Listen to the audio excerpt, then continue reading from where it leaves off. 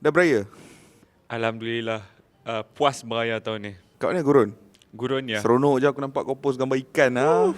Hantarkan aku kaki ikan. Kaki ikan Ada satu player ni, Jack Grealish. Dia tengah tak perform kat Man City. Tapi kita dekat lokasi yang memang sangat-sangat perform hari ni. Dia kena main sini dulu baru perform dah. Main sini dulu baru orang boleh tahu. Aku rasa kena bawa Jack Grealish datang sini kak. Nama tempat ni, Kish? Kita dekat Jack Critters Equine Park.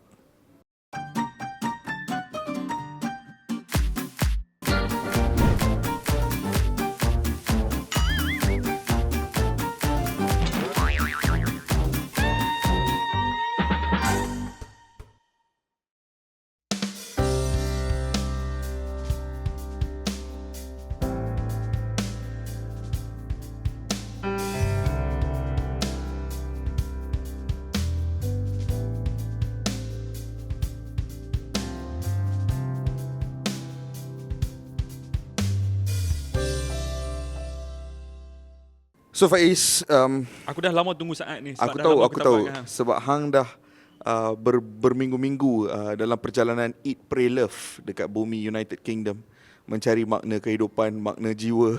Eat, Hang dah pray, syariat? love. Kalau orang barat datang ke sini, eat, pray, love. Tak, Kish. tapi hang pun sana juga Eat Aku Pray opposite Love. pun Eat, Pray, Love juga. Eat Pray. Aku tahu hang eat, hang pray kat sana. Love belum tentu. Itu aku tak tahulah hang dapat ke tak. Tapi the point is, dah almost sebulan kita tak buat benda ni kan. Sebab episod raya hari tu pun vibe dia lain sikit. Okay. But now after month kita back on track Faiz.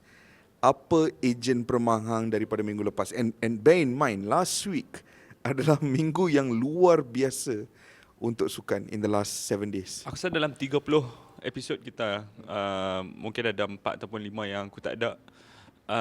Banyak ejen permang aku datang daripada Itali. Dan hari ini no difference. Hari ini Italy juga akan daripada Itali. Okay. Ejen permang aku adalah AC Milan. Pendahulu Serie A yang mendahului Serie A hanya dengan 2 mata sekarang ini. Nampak macam favourite saya ni. Nampak macam favourites dengan 2 perlawanan saja lagi yang tinggal. Dan aku pernah cakap dalam show kawan kita Nafis hari itu, di mana hang menggantikan beliau sebagai host, bahawa dalam pandangan aku tak nampak pasukan lain selain daripada Inter Milan untuk memenangi Scudetto musim ini. Tapi ternyata sangkaan aku semakin meleset. Kita tak tahu lagi kita tak tahu. At this date kita tak tahu lagi siapa yang akan jadi juara. Anything can happen. Anything can happen. Tetapi dalam satu perlawanan menentang Hellas Verona, di tempat Hellas Verona. Hellas Verona, dia ada satu tradisi ke semua pasukan besar yang akan bertandang ke sana mempunyai masalah untuk menang. Mempunyai masalah untuk mendapatkan mata penuh di sana. Dan AC Milan hampir-hampir kecundang. Hampir-hampir kecundang. AC Milan bermula dengan sangat baik. Walaupun line up pada malam itu adalah bukanlah line up terbaik daripada AC Milan. Mereka ada Krunic yang menggantikan Brahim Diaz. Krunic beraksi dengan sangat baik walaupun aku ada doubt mengenai prestasi dia sekarang ini sebab dia tak bermain dengan AC Milan. Dia tak start untuk AC Milan dah 4 bulan. Tapi dia adalah salah seorang pemain terbaik atas padang. Olivier Giroud yang banyak kali membantu AC Milan di atas padang pada musim ini pun tidak berada dalam form terbaik beliau sekarang ini. Dan mereka kehilangan beberapa centre back sehingga kan Pierre Kalulu digandingkan dengan Fikayo Tomori at the heart of the defence kan. Tetapi apa yang ditunjukkan oleh AC Milan pada malam itu sangat luar biasa. Satu kebangkitan yang dipacu oleh bintang masa depan AC Milan dan juga Itali, Sandro Tonali dan juga Rafael Leao. Bagi aku, Sandro Tonali dan juga Rafael Leao ni adalah contender, calon yang paling tinggi untuk memenangi Player of the Season untuk AC Milan. Bukan saja untuk AC Milan, mungkin untuk Serie A musim ni. Dan AC Milan ramai juga orang yang overlook. Walaupun defense mereka kerap kali bertukar muka, tetapi mereka adalah yang paling kuat daripada segi defensif. Hanya bolos 31 gol. Bayangkan 36 perlawanan, AC Milan yang semua orang rasakan shaky sebelum ini, hanya bolos 31 gol. Dan perlawanan itu aku menentang rasa Verona antara rekod defensif terbaik di Eropah aku rasa. Ya. Because even Bayern Munich kalau tak silap aku bolos lebih banyak gol. Tepat sekali. Dan untuk AC Milan bangkit dan cara mereka bangkit pada perlawanan menentang Verona ini adalah satu yang sangat luar biasa dan meremangkan bulu roma aku. AC Milan AC Milan, apa pula ejen permang untuk Ejen permang aku Faiz, luar daripada sukan bola sepak, tapi tema dia adalah satu tema yang kita nampak dengan sangat ketara dalam sukan bola sepak. Kalau kau perasan Faiz, in the last few weeks, in the last few months in fact, salah satu perkara yang banyak berlaku dalam dunia bola sepak adalah kebangkitan pemain-pemain veteran. Ya. Pemain-pemain yang dikatakan sudah, old Washed enough, sudah washed up, sudah mungkin tidak lagi memiliki kualiti. Sebagai contoh, kita nampak a few weeks back apa yang Luka Modric buat menentang Chelsea kan, seorang pemain yang dikatakan kadang-kadang too slow dah, mungkin past his best, tapi dia masih lagi buktikan dia boleh beraksi di peringkat tertinggi. Beberapa hari selepas itu Cristiano Ronaldo hat-trick. Cristiano Ronaldo hat-trick. Kita juga nampak Robert Lewandowski musim ini terus menunjukkan prestasi luar biasa. Karim Mustafa Benzema yang lebih tua, lebih menakjubkan Betul ya, prestasi macam dia. jadi macam satu trend Exactly. And jangan lupa dalam kemenangan ke atas Brentford tempoh hari, Juan Mata, El Mago yang pada usia yang sangat tua masih lagi menunjukkan kualiti dia yang luar biasa kan. Dan trend ini berlaku dalam sukan lain seperti basketball, NBA. Khususnya perlawanan yang berlaku hari ini Faiz. Hari yang kita shoot episod hari ini, awal pagi tadi, aku tonton perlawanan NBA playoffs di antara Milwaukee Bucks dan juga Boston Celtics. Aku peminat Bucks. So aku tonton perlawanan ini dan kita tahu dalam Bucks ada seorang individu yang dikenali sebagai Giannis Antetokounmpo, yang dikenali sebagai one of the best players in basketball lah. Dia berdepan dengan sebuah pasukan Boston Celtics yang memiliki bintang-bintang muda yang luar biasa. Grant Williams, Jason Tatum, Jaylen Brown. Ini semua adalah nama-nama muda yang dikatakan pemacu utama lah untuk Boston Celtics. Tapi hari ini Faiz, bermain di Milwaukee, di laman pasukan lawan, Boston Celtics Faiz, kemenangan pagi tadi itu dipacu oleh seorang pemain yang berumur 35 tahun yang dikenali sebagai Al Horford. Macam kita cakap tadi, diorang ada banyak pemain muda, but the one that stood up hari ini when it mattered the most dalam situasi tekanan tinggi, diasak bertubi-tubi oleh Giannis, beraksi di tempat lawan dengan crowd yang memiliki atmosfer yang luar biasa. Tetapi the individual that really stood out adalah pemain 35 tahun ni, Al Horford. Dialah yang mencatat 30 mata dalam perlawanan ini, 30 points, which is a career high performance in a playoff game. Yang datang pada usia 35 selalunya orang capai peak performance macam ni bila kau 27, kau 28, 29, tapi tak, dia 35.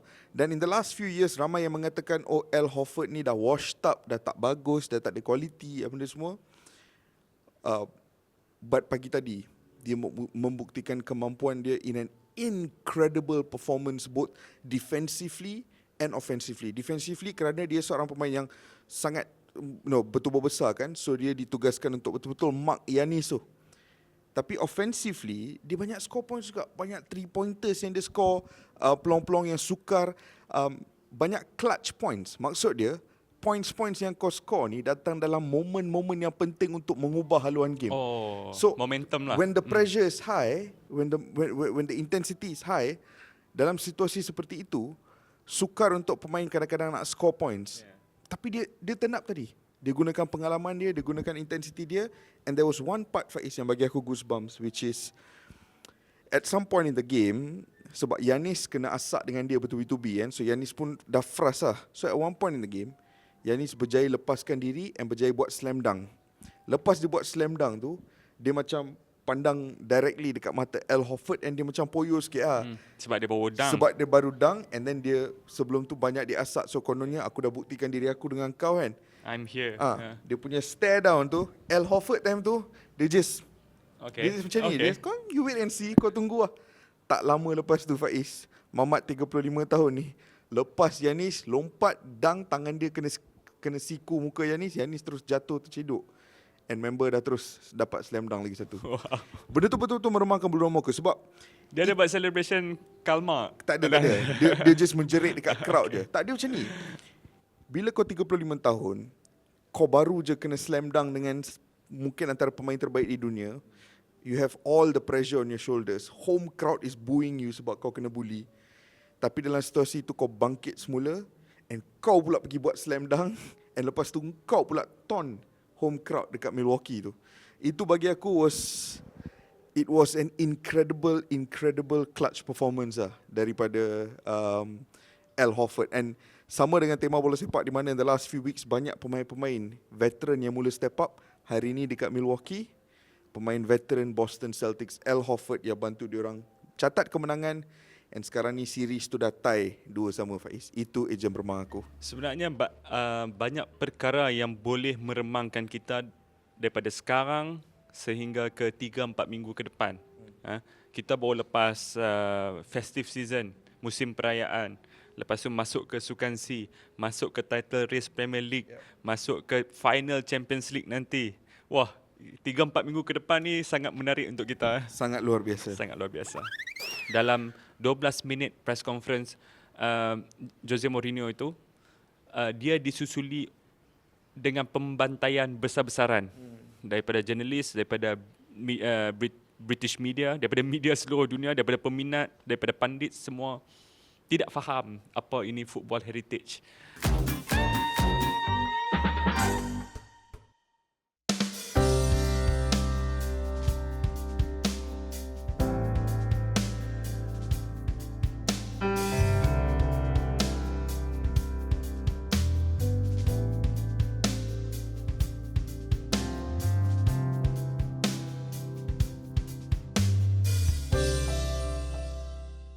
Ada seorang individu ni Faiz. Aku pegang phone ni sebab aku tak nak mispronounce nama dia. Bekas pemain Real Madrid. Nama dia Predrag Mijatovic. Predrag Mijatovic pernah beraksi untuk Real Madrid, penyerang pada sekitar tahun 90-an lah. So, pada tahun 1997-1998, Real Madrid tahun tu menamatkan musim La Liga di tempat keempat. Diorang struggle lah, season tu diorang struggle. Satu kegagalan untuk klub sebesar Real Madrid ni. Klub sebesar Real Madrid. Tapi dalam Champions League Faiz, Real Madrid menang tahun tu. Lepas menang, diorang masuk dressing room and Predrag ni kata dalam dressing room semua orang just pandang each other and cakap, Madre mia, how did we do that? How did we accomplish that? Madre mia, dia kata. Madre mia. How did we accomplish that? Diorang semua tak tahu. Yeah. Sebab diorang struggle dekat La Liga. Tapi when it comes to the Champions League, Real Madrid adalah kelab yang memiliki perkataan favourite Jose Mourinho, football heritage terbesar. And benda tu bukan kita nampak 1997-1998 saja. Kita dah nampak bertahun-tahun, berdekad-dekad. Diorang lah kelab yang paling banyak menang European Cup / Champions League. And we even saw it this season, Faiz. Lawan Chelsea, lawan PSG, and we even saw it lawan Man City tempoh hari in the second leg, di mana dengan masa berbaki berapa minit saja, aku ingat lagi at one point, kan kat atas tu diorang ada satu data company yang boleh calculate odds of victory. So dengan perlawanan berbaki, kalau tak silap aku 2 minit je time tu, ada keluar grafik dekat screen game tu. Percentage of opportunity for each team to win. Man City 99, Real Madrid 1. Tapi Real Madrid yang keluar daripada game tu sebagai pemenang. Football heritage, Faiz. Ada beberapa klip yang aku tonton daripada Spanyol. Penyokong Real Madrid ketika mereka beberapa minit menuju whistle penamat, mereka ketinggalan 2 gol tau. Mereka ketinggalan 2 gol. Dan mula ada beberapa penyokong yang keluar daripada stadium. Klip tu menunjukkan betapa penyokong-penyokong yang keluar tadi ni terdesak untuk masuk semula ke stadium. Dan ada satu famous saying lah di Sepanyol yang katakan, kalau anda berada di Santiago Bernabeu, jangan keluar selagi whistle penamat belum ditiupkan. Ada satu lagi perumpamaan. Ya, boleh. You have never won at the Santiago Bernabeu until you have left the stadium. Oh, okay. Kalau kau pemain. Selagi kau tak naik bas tinggalkan stadium, Ya. kau belum menang lagi. Kau belum menang lagi. Masuk dressing room, mandi apa semua tu baru boleh naik bas lu. Baru boleh rasa. Itu adalah satu perkara yang sangat menakjubkan, perkara-perkara yang mengingatkan kita kenapa kita suka bola sepak, kan? 4 tahun lepas, Kish, pengurus yang sangat aku hormati, Jose Mourinho, ada bercakap tentang football heritage, dan aku rasa untuk peminat bola sepak global itu adalah kali pertama kita dengar pasal football heritage. Apa sebenarnya football heritage? Kerana dalam 12 minit press conference Jose Mourinho itu, dia disusuli dengan pembantaian besar-besaran daripada jurnalis, daripada British media, daripada media seluruh dunia, daripada peminat, daripada pandit, semua tidak faham apa ini football heritage. Walaupun beliau cuba, to be fair to him, beliau cuba terangkan apa itu football heritage. Dan sekarang ini kita ada dua situasi. Satu situasi Predrag Mijatovic yang cakap tadi, dan satu situasi press conference Jose Mourinho. Sebenarnya apa football heritage ni? Aku sama yang macam yang cakap tadi tu, press conference Jose Mourinho tu, benda tu send shockwaves around the world. Disebabkan perkataan football heritage tu. Sebab ramai yang tak boleh, dua benda. Satu is ramai yang tak boleh nak digest apa yang dimaksudkan dengan football heritage. Tapi yang kedua, ramai yang also tak nak terima hakikat yang datang dengan apa yang Jose Mourinho cakap tentang football heritage. Right, it's two separate things. One is you don't understand, the other is kau faham tapi kau tak nak terima. Sebab football heritage ni adalah satu perkara yang sangat sensitif, kan. Football heritage lah argument yang menjadi fundamental di sebalik penubuhan konsep European Super League tu, kan. Kelab-kelab yang memiliki kononnya football heritage lah. So ia adalah satu perkataan yang sangat sensitif. Tapi dalam situasi Real Madrid, Faiz, football heritage mereka tu memang sangat ketara. And benda tu yang aku nak explore dengan hang hari ni, sebab apa yang Predrag cakap yang berlaku tahun 1997-1998, apa yang berlaku dalam satu era di mana mereka menjuarai so many Champions Leagues back to back berturut-turut. Dan sekarang juga dengan pasukan yang mungkin kita akan cakap not the greatest Real Madrid team, dengan pemain-pemain yang ada fine mixture of players that are past 30, ada pemain-pemain muda yang sebelum musim ini tak buktikan kemampuan dia, dengan seorang jurulatih yang musim lepas je mengemudi Everton. So ramuan dia bukanlah ramuan yang sempurna, tapi somehow ramuan di antara pemain-pemain, jurulatih, stadium, penyokong, dan juga tak boleh kita lupakan Florentino Perez membina satu aura di mana Real Madrid boleh masih lagi mencapai kejayaan-kejayaan yang ikonik seperti ini. And sekarang ni kita bukan nak cakap diorang belum menang Champions League, diorang belum menang Champions League lagi ni, final akan lawan Liverpool. But to even be this far, aku nak explore benda tu dengan hang. Like, what is it about Real Madrid sebenarnya yang menjadikan mereka sebuah kelab yang sangat invincible di pentas Eropah? Sebelum kita membedah lebih lanjut tentang Real Madrid dan juga football heritage yang ada pada mereka, aku ada pandangan peribadi tentang perkara ini. Hang pernah dengar term old money dengan young money? Okay. Jadi old money adalah mungkin cenderung kepada elit-elit lama. Elit-elit lama yang kekayaan mereka diwarisi zaman berzaman, generasi demi generasi. Manakala young money adalah orang yang baru buat duit. Orang kata kemarin petang lah baru buat duit dan baru dapat duit yang banyak. Kedua-dua behavior orang yang belong to the group of old money dengan young money, behavior dia different. Hang faham kan tu? Faham. Jadi itu adalah apa yang aku boleh samakan, apa yang aku boleh rasionalisasikan dengan situasi football heritage. Okey, kita ambil macam ni. Villarreal berada di semi-final Champions League baru-baru ni. Yep. Real Madrid juga berada di semi-final Champions League baru ni. Dalam kedua-dua fixture mereka, Villarreal bertemu Liverpool, Real Madrid bertemu Manchester City. Kedua-duanya adalah underdog lah berdasarkan prestasi semasa. Tapi Villarreal tidak ada football heritage. Bahkan itu adalah semi-final Champions League pertama mereka setelah berapa tahun Sejak 2006 aku rasa. Sejak 2006. Maknanya football heritage terputus di situ. Tak ada heritage lah, tak ada warisan. Dia tak inherit apa-apa. Manakala Real Madrid pula dalam masa 10 tahun lepas saja dah ada 3 3 Champions League kan. Yep. Jadi mereka ada football heritage. Real Madrid, kenapa dia ada football heritage? Kerana sepanjang kita membesar sudah pun zaman Florentino Perez. Florentino Perez, baik atau buruk beliau, walaupun beliau terbabit juga dalam penubuhan Super League. beliau adalah serial winner. Hmm. Dan di peringkat tertinggi Eropah, hang tak akan menang kalau hang tidak ada serial winner dalam pasukan. A substantial amount of serial winner. Kita bedah satu-satu. Okay. Thibaut Courtois pernah memenangi Premier League. Bukan mudah. Okay. Toni Kroos, pemenang Piala Dunia, pernah menang Bundesliga, pernah menang Champions League. Sebelum dengan Real Madrid. Karim Benzema, berapa tahun dah dia berada di Real Madrid dan menang Champions League di Real Madrid. Kita ada juga Luka Modric, berapa kali dah dia menang Champions League.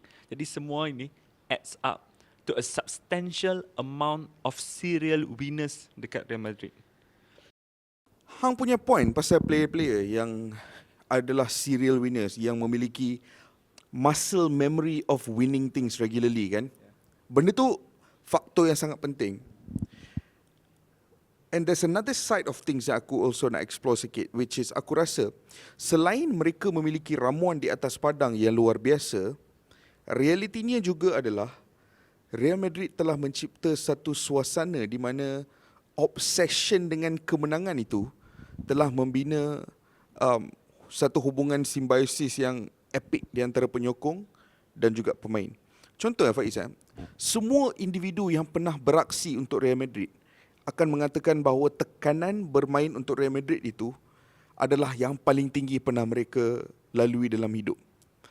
Termasuklah ramai-ramai individu yang pernah beraksi dalam pentas yang lebih besar, contohnya World Cup lah, apalah semualah. Mesut Ozil pernah berkata bahawa tekanan bermain di Real Madrid adalah yang paling besar dia pernah alami dalam hidup dia. Ini adalah Mamat yang pernah main World Cup, pernah main bersama Arsenal dalam situasi mana mereka dimaki. And dia kata main untuk Real Madrid itu adalah a different sort of pressure kan. Cristiano Ronaldo pernah kena boo dengan penyokong dekat Real Madrid. Dalam bola sepak ni Faiz, aku terfikir satu benda. Dalam bola sepak ni, kita kadang-kadang dengar no player is bigger than a club. Tapi ayat tu kadang-kadang menjadi ayat sahaja di majority club. Kadang-kadang in certain clubs, players can be as big as your club.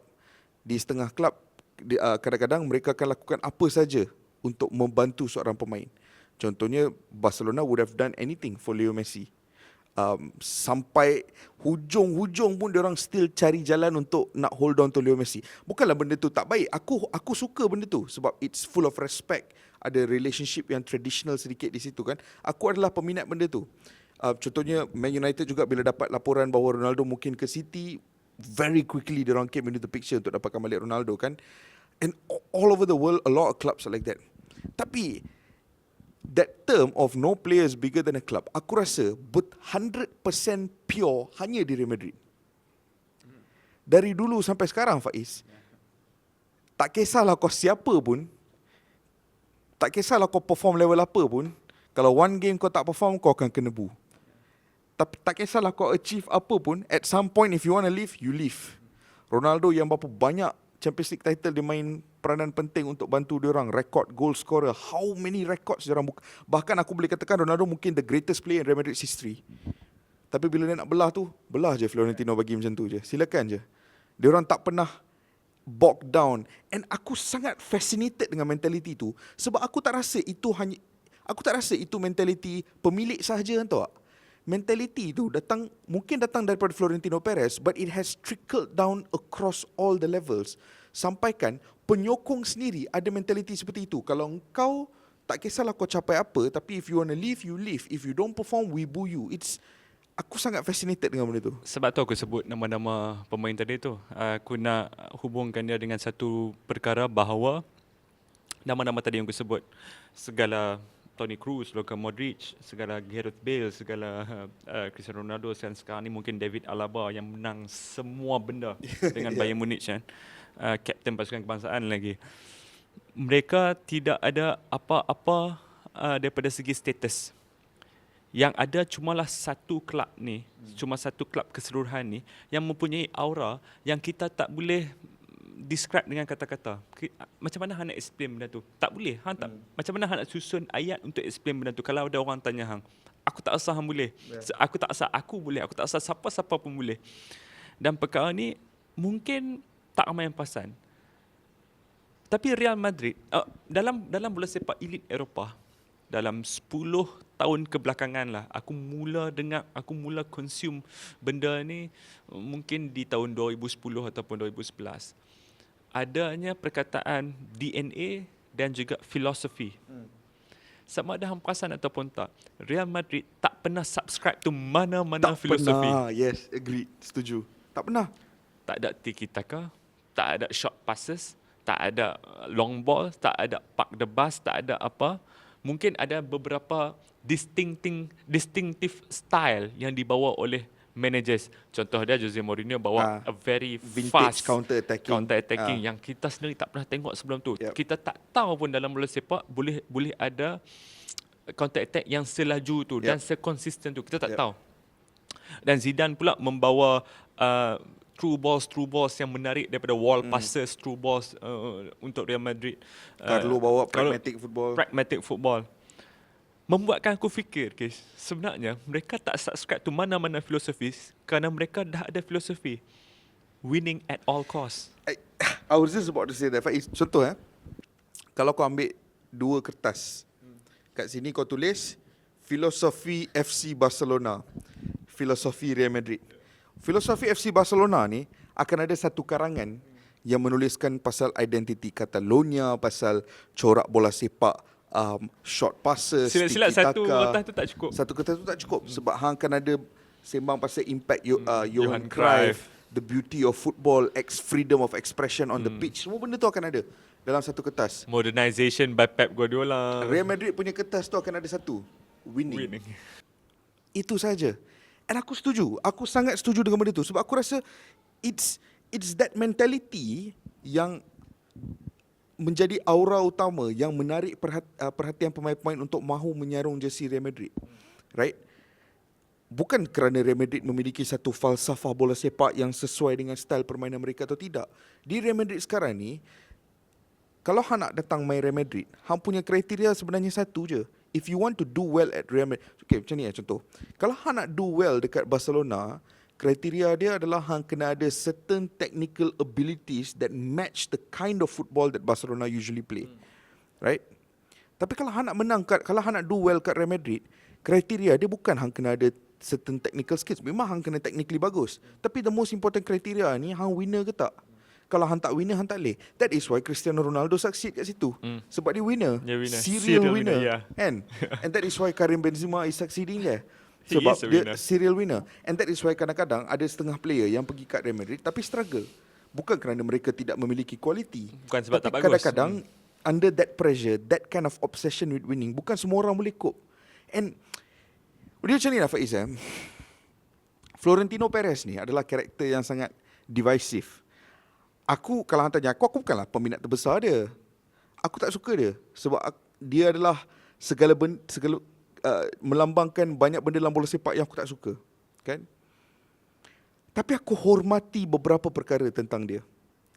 Salah satunya adalah cara Real Madrid masih lagi kekal dengan prinsip mereka, cara mereka tanpa menghormati. Dia macam ni lah Faiz. Simple Dalam bola sepak sekarang ni, dalam evolusi bola sepak, ada banyak modern aspects yang datang ke dalam bola sepak kan. And club-club dah mula evolve ke arah modern aspects tersebut. Ada yang bagus, ada yang tak perlu pun. Ada director of football, ada ni, ada itu, all kinds of things.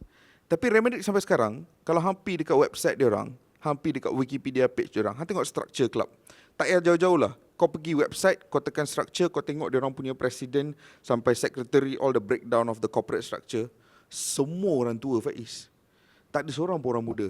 Dalam dunia di mana penglibatan orang muda dalam semua aspek hidup semakin hangat, semakin menjadi trend utama, tak kisahlah politik ke corporate life ke, everything is about youth power, Real Madrid ni sampai sekarang old school Faiz. Daripada presiden ke semua vice president, kalau tengok gambar semua tu semua vibe tua Faiz. Bernabeu tu pun baru-baru ni je nak renovate tu.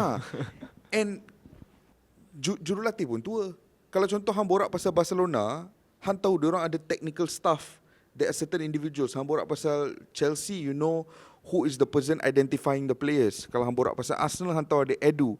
Kalau hang borak pasal PSG, hang tahu ada Leonardo. Hang borak pasal Bayern Munich, hang tahu ada Hasan Salihamidzic. Hang borak pasal Liverpool, hang tahu ada Michael Edwards. Siapa dekat Real Madrid? Tak ada Faiz. They have their technical team, Semacam secret society pun ada tapi juga. semuanya masih bergantung kepada Florentino Perez dan konco-konco dia tu. And bukan kita nak kata diorang tak buat silap. Diorang ada je buat silap in the past, right? Signing of certain signings didn't work out.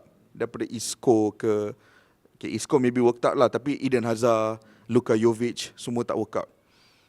Tapi diorang tak pernah pun macam kepala otak tu terlalu obses dengan kegagalan. They keep moving, they keep signing, they keep building. Rodrigo, Vinicius. Hang pergi Brazil 50 juta, hang campak ke Santos, hang bawa 2 tahun struggle, depa relax je, sekarang perform. It's a structure yang aku sangat fascinated by lah, sebab dia bercanggah dengan semua prinsip bola sepak moden, tapi depa relax je sampai sekarang. Dan tak ada siapa persoalkan juga structure tu lah. Tak ada siapa yang kata, oh Real Madrid kena ada director of football, Real Madrid kena ada penyokong dia chief pun tak of cakap scout. benda tu. Aku tak pernah dengar, aku tak pernah baca satu pun artikel, baik artikel daripada akhbar bola sepak pro Madrid ataupun pro Catalan. Aku tak pernah come across, dan aku adalah orang yang rajin check tablet hari-hari, tablet satu dunia. Dia macam ni. Okay, seperti yang aku cakap tadi, benda-benda macam ni kita tak boleh measure. Satu, tak ada figure, tak ada nombor yang boleh measure, dan kita kadang-kadang tak boleh nak describe juga, tapi kita boleh faham. Itu saja kita boleh faham. Untuk siapa yang masih lagi struggle nak faham tentang the serial winner yang kita cakap tadi ni, buktinya adalah Real Madrid setiap kali berevolusi daripada satu pemain ke satu pemain, yang ada hanyalah pemain legenda. Yang ada hanyalah pemain legenda. Tapi tak ada satu pun pemain legenda tersebut boleh menyamai nama kelab ini.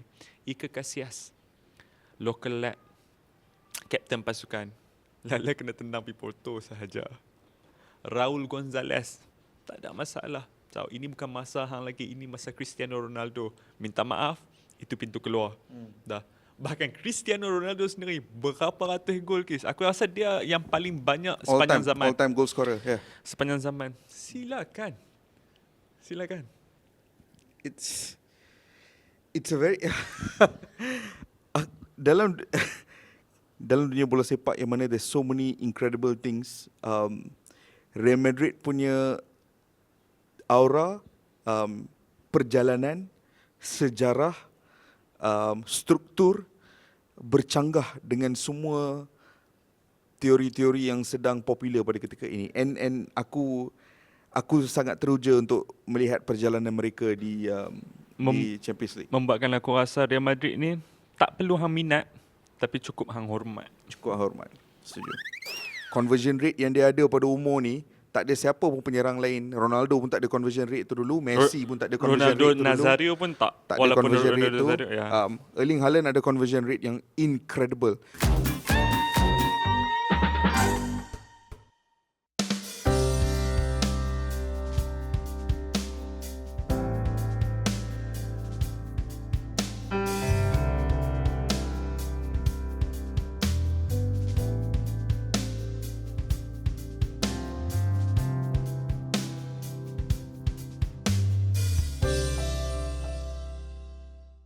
So Faiz, sambil aku cakap benda ni aku beli goosebumps Erling Haaland akan menyertai Man City untuk musim depan dalam satu perkahwinan yang untuk mata aku adalah perkahwinan yang sempurna. Hang tahu kenapa? Sebab hang ambil satu pemain yang memiliki ciri-ciri shot converter terbaik di Eropah, chance converter terbaik di Eropah pada ketika ini, dan hang kawinkan dengan sebuah pasukan yang memiliki ciri-ciri chances creator ataupun chance creator terbaik di Eropah. Pasukan yang paling banyak mencipta peluang di Eropah secara purata setiap 90 minit, dengan pemain yang paling efisien dalam menyudahkan peluang setiap 90 minit. Dan bila ada perkahwinan di antara dua elemen ini, aku tak terkata-kata lah Faiz. Salah satu misteri perpindahan terbesar bola sepak Eropah dalam 2 tahun kebelakangan ini akhirnya terungkai. Dan to be honest, Kish, secara jujur ya, aku tak nampak kelab lain yang lebih sesuai untuk Erling Haaland kecuali Manchester City. Mino Raiola, the late Mino Raiola ada pernah cakap yang ada sangat kecil sekelompok kelab elit di Eropah yang mampu membawa Erling Haaland ke kelab mereka. Tahun lepas dia cakap macam tu. Dan dia tak specify detail dengan secara detail apa kelab tersebut dan bagaimana kelab tersebut boleh can afford to land Haaland. Tapi aku membayangkan ini bukan sahaja sebab wang. Wang adalah satu faktor yang sangat besar, kita tak boleh deny. Itu adalah bola sepak sekarang is a business. Tapi juga sporting project. Setuju? The probability of him being at the very best untuk tahun-tahun yang mendatang, dan beliau juga tentunya akan secara terus-menerus go head to head dengan Kylian Mbappe di pentas bola sepak dunia. Mungkin biarpun susah, mungkin akan recreate apa yang dah dilakukan oleh Messi dan Ronaldo sepanjang 15 tahun lepas. Beliau mempunyai nilai pemasaran yang juga tinggi, tetapi 81 gol dalam 85 perlawanan across all competition untuk Borussia Dortmund. Aku rasa tak ramai orang yang faham, tetapi itulah satu nombor yang gila. Gila weh. Gila. Kish. Itu satu nombor yang gila. Aku tertarik dengan apa yang Han cakap sebab benda tu aku rasa sangat penting untuk sesiapa di luar sana hadami. Kadang-kadang dalam bola sepak moden ni, perpindahan secara amnya motivated by money. Majority of transfer sekarang ni, money ataupun duit menjadi Pemicu utama, betul. Setuju. Tapi dalam situasi Erling Haaland sangat berbeza. Berbeza dengan Kylian Mbappe, berbeza dengan semua orang di luar sana. Kerana Erling Haaland adalah seorang individu yang number one priority dia adalah the football project. Benda ni bukan saja dari segi football, hang boleh nampak dia punya laser focus terhadap benda-benda yang penting dalam hidup ini, even dalam kehidupan seharian dia, Faiz. Ini adalah seorang individu yang pada usia yang sangat muda telah pun mula mencuburi bidang yoga. Aku ingat lagi yang setahun lepas masa kita ada buat interview dengan dia kan, dalam temu bual tu, Erling Haaland ada cakap yang yoga tu membantu dia untuk menjadi seorang pemain yang lebih efisien di atas padang kerana hang boleh kawal emosi hang. Hang tak jumpa ramai pemain yang usia 18-19 dah mula fokus on things like calming down your emotions on the pitch so you can be an efficient finisher. Selalunya 18-19 masih lagi kita excuse pemain yang tak dapat finish dengan elok kan. Marcus Rashford 18-19 tu tak adalah finishing sempurna all the time kan. Tapi Erling Haaland at a very young age dah sangat level-headed and sangat matured. Memiliki kematangan di atas padang, tetapi yang lebih penting di luar padang juga. Kematangan yang luar biasa. Cara dia handle speculation pasal hidup dia, cara dia manage tekanan beraksi dengan ekspektasi yang Cara besar. berhadapan dengan press. Betul, setuju. And that level of maturity yang melihat dia memilih Borussia Dortmund ketika dia nak berhijrah daripada RB Salzburg. Pada ketika itu, dia menerima tawaran daripada Man United juga. Ole Gunnar Solskjaer yang pernah melatih dia di Molde, berjumpa dengan dia dan bapa dia secara peribadi. Dan membuat proposal Man United. Tapi Erling Haaland, seorang yang level-headed, tidak tertarik dengan nama Man United, tidak tertarik dengan jumlah wang yang United tawarkan, which is berganda kali lebih besar daripada Borussia Dortmund. Dalam otak dia, dia memikirkan, aku perlukan satu batu loncatan yang efektif untuk aku jadi pemain yang sempurna sebelum aku meletup di Eropah. And Dortmund is the perfect club for that. Sebab diorang akan bagi aku ample game time, sokongan luar biasa daripada penonton, facilities yang cukup baik. And dia pilih ke Dortmund. And sekarang ni pun, menurut pelbagai laporan di sana, termasuk seorang jurnalis Norway, Jan Age Fogetov. Aku tak tahu nak pronounce last name dia lah. Dia rapat dengan tim Erling Haaland. Dan dia mengatakan priority utama has always been the project. Bahkan Haaland punya gaji dekat City ni takkan break wage structure dia orang. Within the wage structure, that means mungkin lebih kurang daripada apa yang the highest earner Kevin De Bruyne, 375,000. Dan Erling Haaland tidak akan break the wage structure dekat City. Itu menunjukkan dia tak kejar wang tu, Faiz. Dia kejar a sporting project untuk dia menjadi pemain yang terbaik di dunia. Padahal dia boleh saja ke Barcelona dan minta wang daripada Laporta walaupun hutang mereka dah melebihi 1 bilion euro sekarang. Real Madrid juga dikatakan. Real Madrid boleh saja spend berapa yang mereka nak, sebab lepas ni diorang pun dah takkan ada, aku expect Real Madrid dah takkan ada Hazard dan juga Bale lepas ni, tapi dia ke Manchester City. Aku rasa ini yang semua pemain dan juga semua ejen di Eropah perlu lihat. Kerana kadang-kadang kita melihat apa yang berada di depan kita, tetapi kita gagal untuk melihat from the bigger picture kan. Tapi Erling Haaland di usia yang muda dan juga mempunyai orang-orang yang tepat di sekeliling dia. Aku rasa bapa dia sebagai seorang bekas pemain bola sepak juga amat membantu. Ejen dia sekali lagi the late Mino juga sangat membantu. Kerana mereka dia mungkin kedengaran selfish, kedengaran terlalu pentingkan diri, tetapi dia memikirkan diri dia dahulu. Kerana buat apa dia pergi tempat yang mungkin a sinking ship, yang mungkin tak ada specific project, yang belum tahu apa yang nak jadi lagi 2-3 tahun. Manchester City stabil daripada semua segi sekarang ni. Mereka ada jurulatih antara yang terbaik di dunia. Mereka di bandar Manchester itu sendiri, mereka adalah raja sekarang kan. Suka ataupun tidak, kita kena akui benda tu. Bahkan di Premier League pun mereka dalam kawalan untuk memenangi Premier League keempat dalam tempoh 5 tahun. Itulah satu perkara yang gila. Dan apa yang beliau nak sekarang ni bukan lagi platform, Kish. Platform dia dah guna habis-habisan. 81 gol dalam 85 game di Dortmund tu adalah platform dia, dan dia dah berjaya daripada segi itu.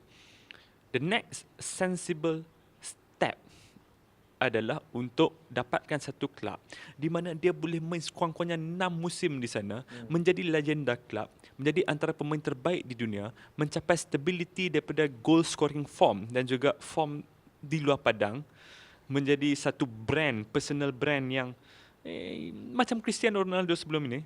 Kenapa Cristiano Ronaldo perlu ke Real Madrid sedangkan pada masa itu Manchester United mampu untuk mencapai 3 final Champions League dalam masa 5 tahun? Tak masuk akal kan? Tetapi untuk dia menjadi yang terbaik di dunia. Dan aku sangat suka motivasi itu. Aku sangat suka motivasi. Tak ramai orang yang berada di level Erling Haaland ketika umur Erling Haaland. Bahkan aku rasa even Ronaldo tak ada dalam level Haaland. Yeah. Tak ramai orang in terms of that motivation, that maturity. Tak ramai, sebab kita dengar banyak cerita yang Sir Alex Ferguson has got some straightening to do dengan Ronaldo pada masa tu kan. Tetapi ini makhluk perkataan yang tepat tu. Makhluk ni entah daripada mana. Aku mula tengok dia bila dia cuba kacirkan Dejan Lovren dengan Virgil van Dijk di Anfield. Masa RB Salzburg kan? Masa RB Salzburg. Okey, macam ni. Virgil van Dijk adalah antara defender terbaik Premier League 5 tahun kebelakangan. Tapi berapa kali hang tengok Virgil van Dijk sprint? Tak selalu. To this date, itu adalah perlawanan yang paling banyak, perlawanan Champions League untuk Liverpool yang paling banyak Virgil van Dijk sprint. Kerana dia kerap berlari belakang mereka, dan timing dia, efisiensi dia, cara dia sangat mengucang-acirkan Liverpool pada masa tu. Dia adalah seorang pemain yang ada all the potential in the world untuk jadi the world's best player. Mungkin juga antara penyerang terbaik dalam sejarah, mungkin juga yang terbaik dalam sejarah. Conversion rate yang dia ada pada umur ni, tak ada siapa pun penyerang lain. Ronaldo pun tak ada conversion rate tu dulu, Messi pun tak ada conversion Ronaldo rate tu dulu. Nazario pun tak ada conversion rate tu. Ya. Erling Haaland ada conversion rate yang incredible. And sekarang ni, kalau kau perasan dekat Dortmund, antara benda yang kadang-kadang menjadi sumber frustration dia adalah dia seorang pemain yang sangat aktif berlari, tetapi dia memerlukan chance creators di belakang dia. And sekarang dekat Dortmund, the only one doing that for him adalah Marco Reus. And itu adalah sebab kenapa dia memiliki hubungan dan juga hormat yang sangat tinggi Chemistry juga dengan chemistry pun ada, and dia sangat menghormati Marco Reus. Kau bayang from the point of view of Haaland, misi kau adalah untuk menjadi pemain terbaik di dunia. Engkau mendapat tawaran daripada seorang jurulatih yang mungkin antara yang terbaik di dunia dan daripada sebuah pasukan yang mencipta paling banyak peluang di Eropah in the last few years. It's the perfect environment. Perfect environment. Satu-satunya benda yang Man City tak ada in the last few years adalah a finisher. And sekarang diorang akan dapat benda tu dengan Erling Haaland. And obviously bukan kita nak kata benda ni akan 100% it's going to be a success. It will take time. Tapi di atas kertas, dari segi logik, dari segi motivasi, dari segi karakter, individu, pasukan, jurulatih, ini adalah perkahwinan yang sempurna. And even though aku bukan penyokong Man City, Faiz, tapi aku rasa benda ni kita dua bersetuju. Kita tak sabar nak tengok Erling Haaland Sangat teruja. turun beraksi. Sebab kalau perkahwinan itu menjadi, ini mungkin akan mencipta satu pasukan Man City yang akhirnya dapat menamatkan badi mereka di pentas Eropah. Dia bagi satu harapan dekat peminat Manchester United sebab Sir Alex Ferguson instruct players untuk attack. Dan setiap kali Manchester United attack, bila kena counter, gol. Bila kena counter, gol.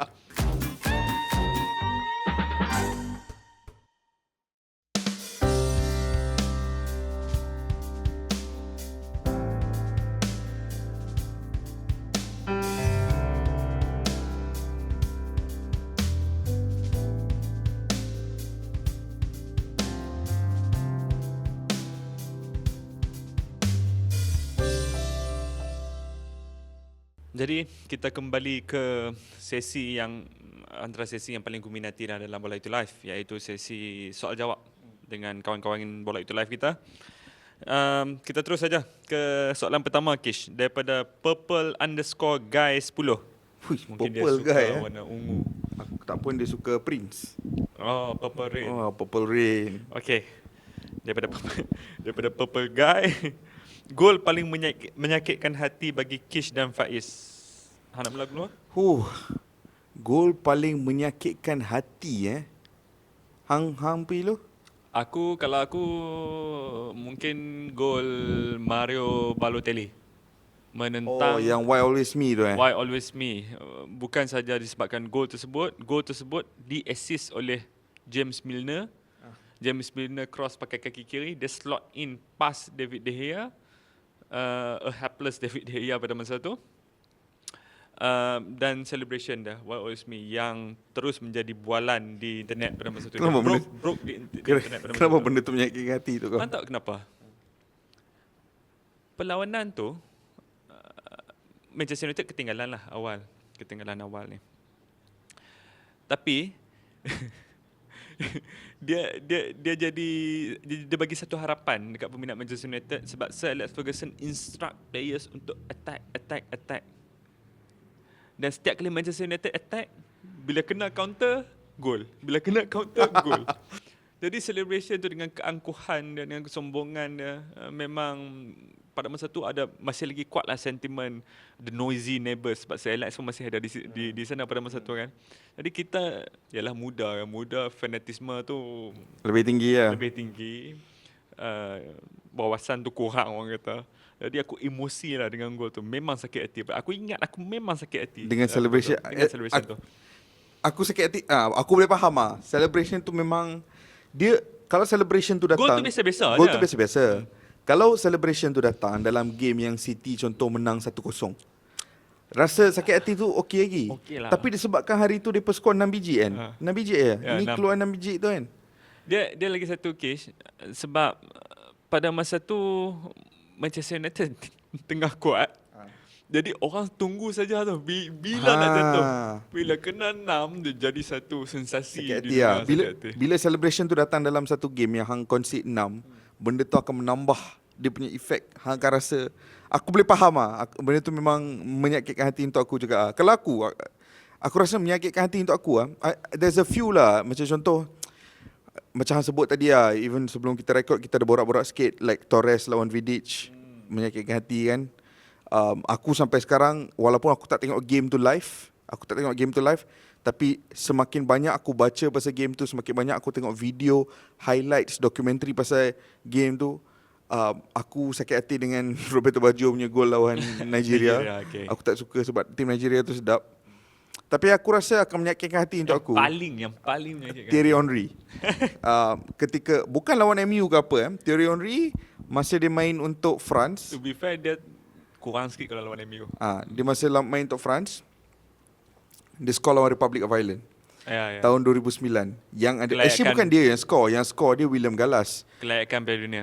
Tapi Thierry Henry, bola tu terkena tangan dia sebelum dia pass kat William Gallas, yang William Gallas yang tap in and score, yang membawa kemenangan 2-1 kepada kepada France, and bawa France pergi World Cup 2010. And kita tahulah apa yang berlaku 2010 dengan France, dengan Raymond Domenech, dengan semua benda kat situ kan. Aku geram sebab nombor satu, aku tak suka tim Perancis time tu. Memang aku tak suka sangat sebab penuh dengan banyak karakter-karakter angkuh pada ketika itu kan. Perancis bukanlah karakter-karakter yang easy for you to like lah. So aku tak suka tim tu. So, sekarang lebih brudah. Tapi yang aku geram lagi satu, tim Republic Island tu aku suka, Faiz. Tim tu ada Damien Duff at the twilight of his career. Robbie Keane, Ada Robbie Keane, John O'Shea. ada John O'Shea, ada Aiden McGiddy, ada Paul McShane.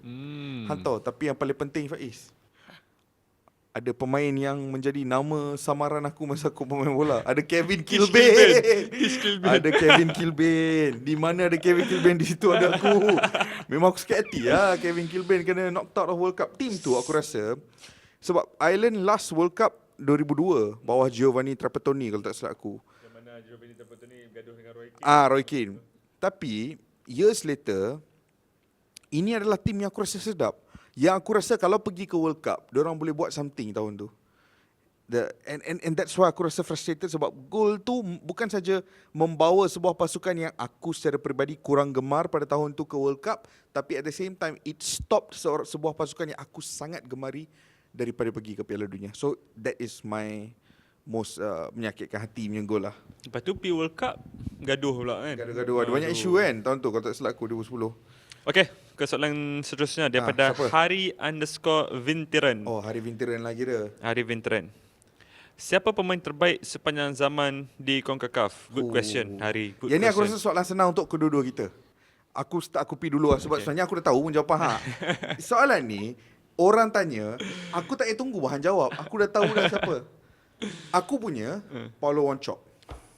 Paulo Wanchope. Nama dia pun hang dengar, hang dah rasa semacam siapa-siapa yang membesar era kita tengok bola tu akan confirm tahu siapa Paulo Wanchope. Pernah main untuk Derby, Man City, West Ham pun dia pernah main. Bintang Costa Rica, hampir 80 cap kalau tak silap aku. Pernah main a few Piala Dunia juga. And benda yang aku paling suka pasal Paulo Wanchope adalah dia adalah antara individu yang aku akan masuk dalam kategori of football players that don't move like footballers. Tahu siapa yang bagi aku presiden persatuan tu? Apa? Nwankwo Kanu. Nonggokan. Sebab kalau hang tengok dia bergerak atas badan tu, hang tak rasa pun dia macam pemain bola. Dia tak ada, dia nampak awkward kan cara dia bergerak. Mungkin badan benda dia. Hari Persatuan sekarang ni Thomas Suchek. Thomas mungkin. Suchek. Mungkin. Peter Crouch pun ada juga. Ya. Dia adalah sekretari setiausaha Persatuan Kelab tu. Tapi naik presiden dia bagi aku Paulo Wanchope.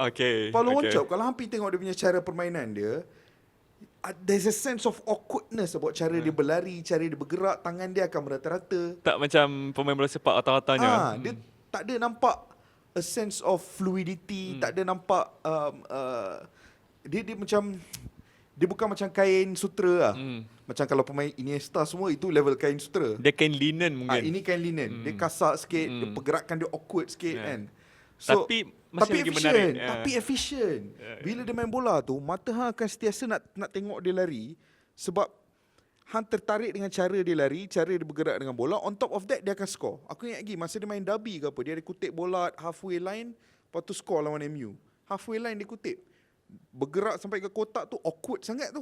Tapi skor juga. Dia cut hero lah di Cut Man hero City. lah. Paulo Tapi Wanchope bagi siapa aku- yang baru-baru sokong City time Arab Money mungkin Mungkin berapa tak kenal lah. Ini sebelum zaman-zaman Robinho korang semua. Tak ada. Ini Paulo Wanchope, OG dulu ni.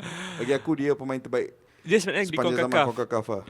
Kish, ada banyak juga yang mempunyai dia banyak cut hero tau daripada sana. Kita bercakap tentang Chicharito Hernandez, kita bercakap tentang Rafa Marquez, The Marcus Beasley. Marcus Beasley, ada juga Brian Ruiz yang setiap World Cup mesti ada muka dia dan jadi captain. Aku tak tahu Rafa lah. Marquez. Rafa Marquez tadi aku dah cakap, kau tengok Blanco, Jared Bogetti.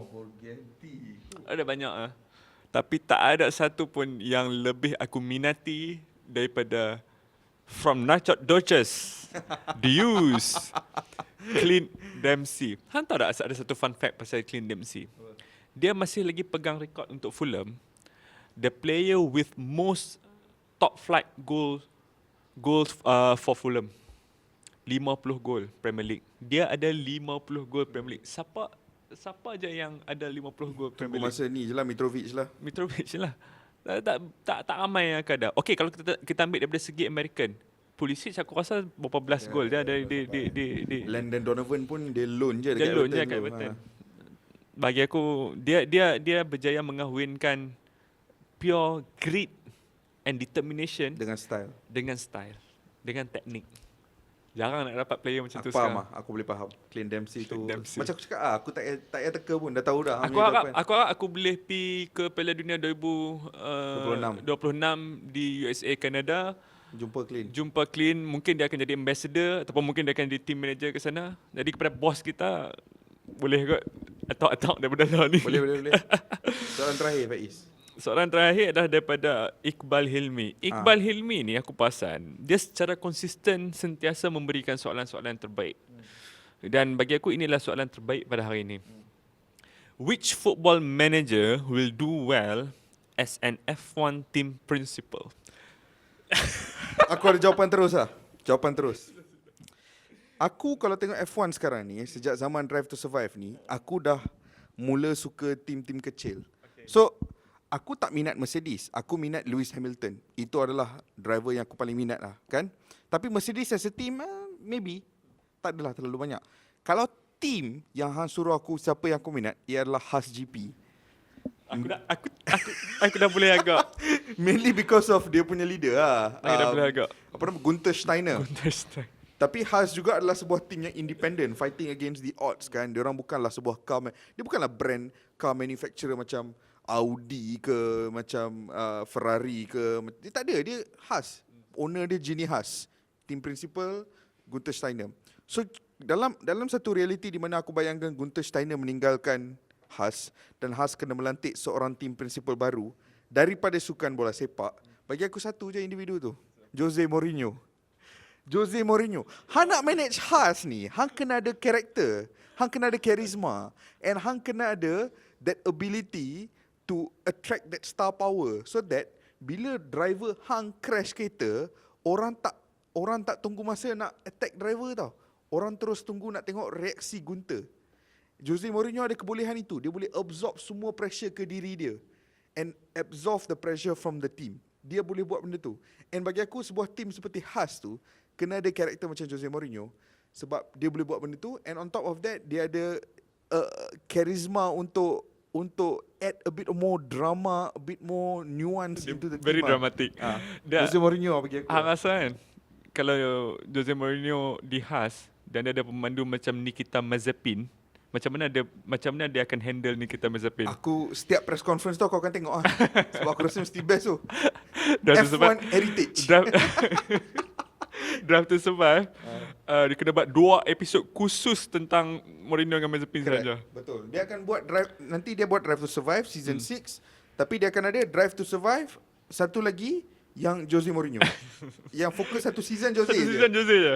Correct. Okay, kalau hang Jose di Haas, aku memilih Scuderia Ferrari. Okay. Tak siapa yang aku nak tengok jadi tim. Conte. Bukan. Dia kena ada certain class. Bukan. Stefano Pioli. Stefano Pioli. Bayangkan Pioli daripada zaman Pioli out sekarang ni on the brink of winning Scudetto untuk Serie A. Maknanya satu apa, dia ada prestasi. Number dua, dia very stylish. Dia very stylish. He's a stylish guy dan hang boleh nampak yang dia memang ada kelas yang tersendiri dalam style dia. Ferrari ada style tersendiri, kelas tersendiri. Dia tak menang kejuaraan berapa lama pun style ataupun kelas tu tak hilang, kan? Jadi ini adalah perfect fit untuk Pioli ke dan Pioli press conference dia pun boleh tahan fire juga, boleh tahan fire juga. Dan Pioli menjadi tim principal pasukan Ferrari ya, hang kena ada certain deliveries lah yang hang kena buat kan.